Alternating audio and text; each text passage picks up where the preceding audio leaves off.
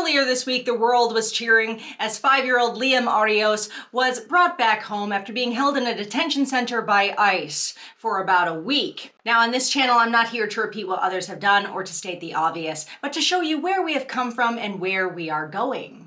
America, founded by immigrants as the land of opportunity. So Liam's father said that they're here to get ahead. But maybe somebody should have told him that while we were busy using his son as a political mascot, the country he's entering and wishing to stay in is running backwards. We celebrate the rescue, but we never ask, what exactly is he being saved for?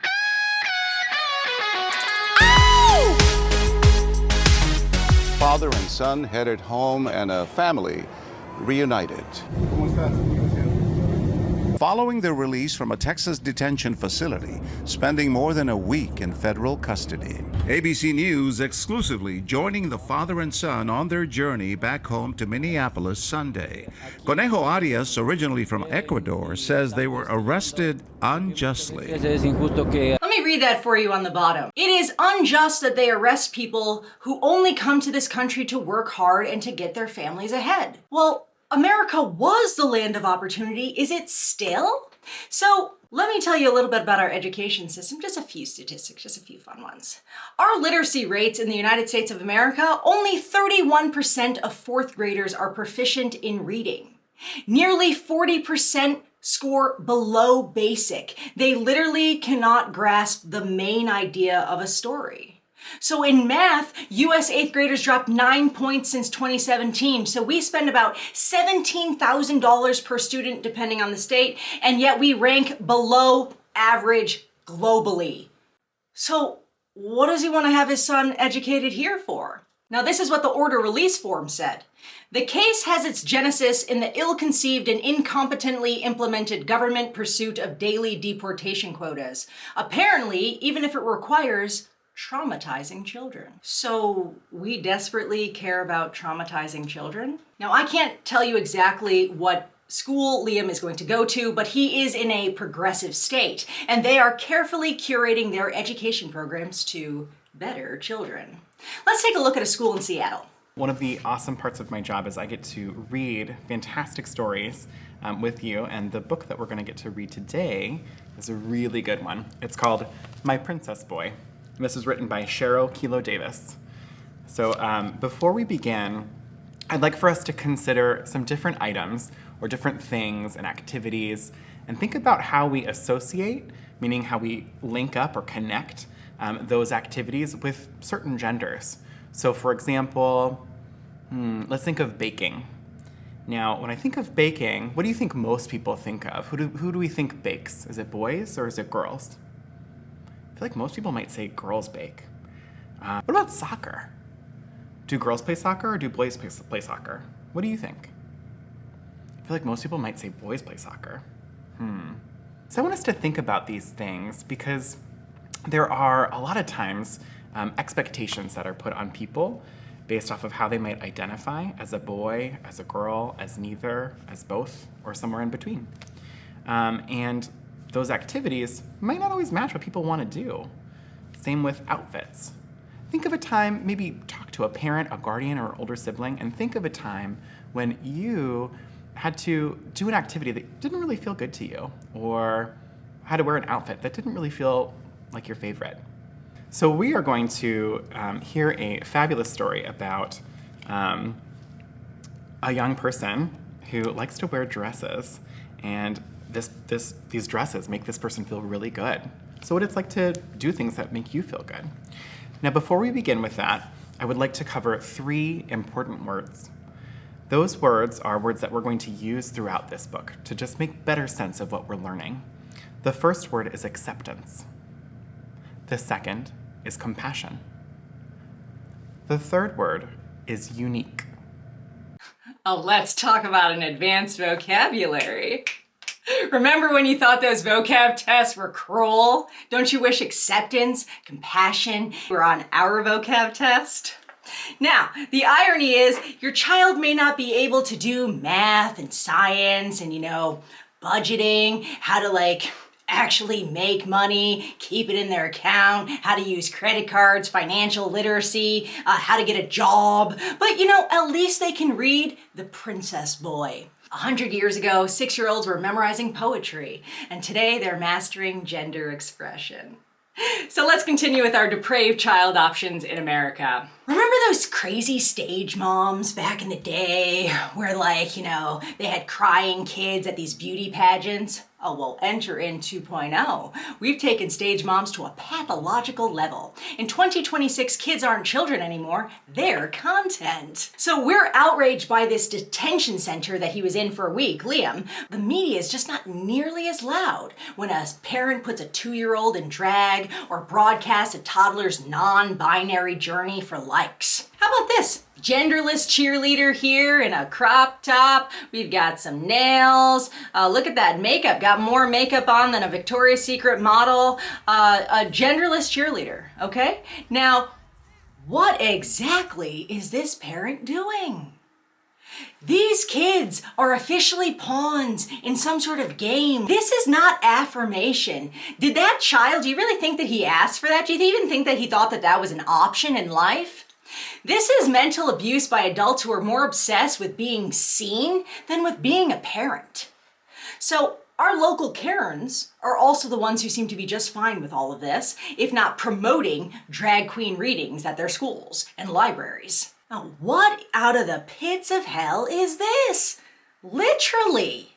How about this? I'm at Marrickville Public Library, my favourite library in Sydney, for my first ever free-range drag story time. I'm actually really excited. To celebrate, celebrate, celebrate, celebrate. Awesome and sweet! The Rainbow Families gathering at the Marrickville Library. And it's called Confetti and the Rainbow Garden. Celebrate, celebrate, celebrate, celebrate.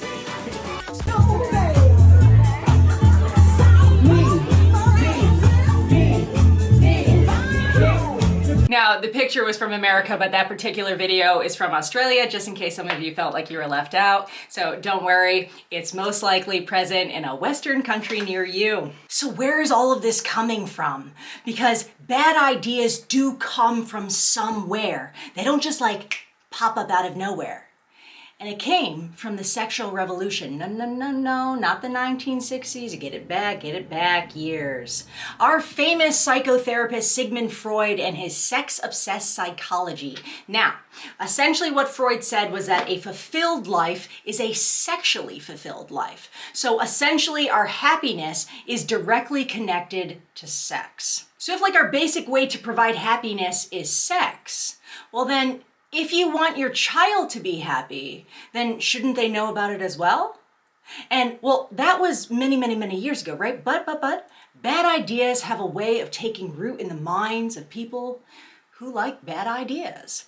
And so enter in a psychoanalyst named Wilhelm Reich. He got a hold of some of these theories of Freud's mixed with whatever was going on in his mind, and he wrote a book called The Sexual Revolution, or it was a different name in German. It was actually called Sexuality in the Culture War. Now, he argued that to destroy the authoritarian family unit, you had to liberate children's sexuality. Now, I first came across this when I was reading Carl R. Truman's book, A Strange New World, and so I checked it, and I'm just going to read to you some of Wilhelm Reich's quotes, because they're exactly what we see today. The free society will provide ample room and security for the gratification of natural needs. Such a society will not only not prohibit the child's masturbation, but on the contrary will probably conclude that any adult who hinders the development of the child's sexuality should be severely dealt with. The existence of strict moral principles have invariably signified that the biological and specifically the sexual needs of man were not being satisfied. Every moral regulation is in itself sex negating, and all compulsory morality is life negating. So morals are apparently anti-sex and anti-life. So morals are a boo-hoo-hoo. The social revolution has no more important task than finally to enable human beings to realize their full potentialities and find gratification in life. You guys are all here, right? That means that the gratification is the liberation of sex and gender. So if our expressions and our authenticity matter more than anything else for our happiness, then of course we're going to put it in our school systems.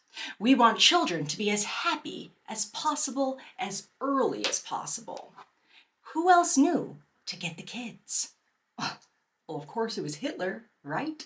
So now this is one of the most terrible but relevant quotes from the 1920s uttered from Adolf Hitler. When an opponent declares, "I will not come over to your side," I calmly say, "Your child belongs to us already.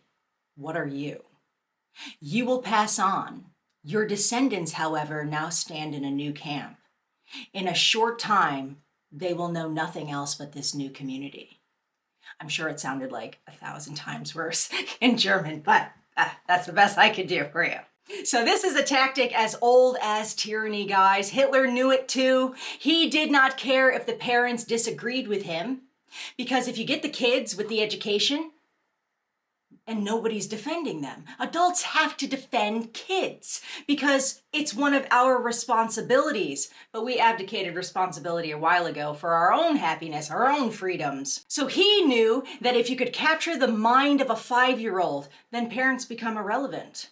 If you can convince the parent that out of love, they can tell you, the kid can tell their parent that they're transgender and you comply, then your child becomes the slave to the future government, and then the parent the slave to the child. So essentially a child really is a blank slate that comes into the world, and they're supposed to learn from the parent. So the script that we're being sold here, it's making it seem like children are coming into the world as adults in an infant's body, and that the parent is the oppressor of the child. So we're acting like we're being all progressive, but really we're just using a very old, very dark, ugly playbook from very evil times in history. We will replace the frigidity of rugged individualism with the warmth of collectivism. So I am going to touch on that video another time, but he said rugged individualism for collectivism, but actually there's something in between, which I touched on in another video, expressive individualism. We went from rugged individualism in America to expressive individualism, and we are headed to collectivism. So where your truth matters more than your ability to do basic math in America. So now collectivism, as I said, as we're headed there, that's, democratic socialist, communist, Marxist, all in the same arena. How do we get there from here? Because it's coming. We've been on our way. We have been slowly becoming a welfare state in the United States of America. So now nearly 50% of all US children, 37 million, are now on government-funded health insurance, Medicaid or CHIP. SNAP, 1 in 8 Americans are on food stamps. In single mother households, over 40% rely on the state just to eat. So we're celebrating the rescue of Liam, and we're completely ignoring the math of what it is to live in America as a child. Liam is being saved into a country where 1 in 2 children rely on the government for their health care, and where nearly 20% of households with kids can't put food on the table without an EBT card. So we saved him from being deported so he could be what? We could enroll him into a system of permanent dependence in our future socialist state. So now some states in America have been perfecting their parent-child model for a while now. Look at this map. New Mexico, congratulations, 71% of children are enrolled in Medicaid. We have Louisiana here at 63% and New York at 59%. I'm a New Yorker. Mamdani, look at that. No wonder Mamdani was elected, because they were already primed to be a socialist city nursery. So in America, we have been attacked in a lot of different arenas, not by war. It's an ideological battle. So we should have been paying attention to what was going on with the kids. We are being taken over now by ill-informed younger generations. As I said in another video, Charlie Kirk was on college campuses. Why? Because he realized that the colleges were indoctrination centers. He was trying to get them in college, but honestly, we need to go much, much younger, and we need to have done it like yesterday.